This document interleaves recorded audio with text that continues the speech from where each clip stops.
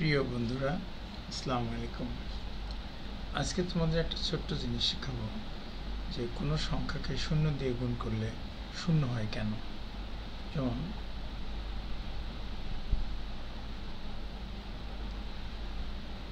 প্রমাণ করো যে 3 × 0 = 0।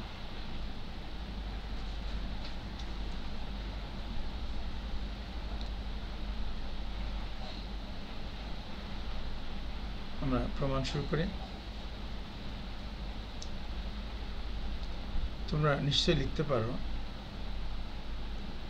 thrice x = x plus x plus x। এখন যদি x = 0 উভয় পক্ষে বসাই,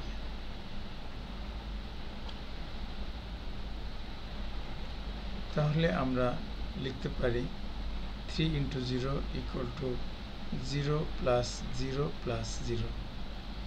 Then you can write 3 × 0 = 0.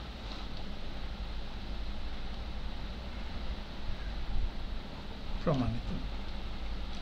তোমরা আরেকটা ছোট্ট প্রমাণ শিখো। প্রমাণ করো যে a⁴ 1।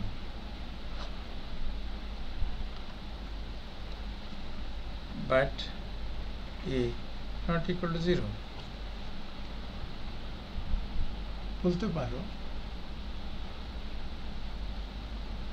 জানা আছে a⁻m - n = a⁻m/a⁻n। এখন উভয় পক্ষে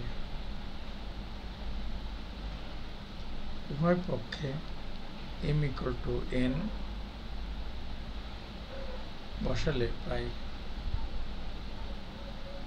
a⁻n - n/a⁻n। So a⁴ = 1। প্রমাণিত।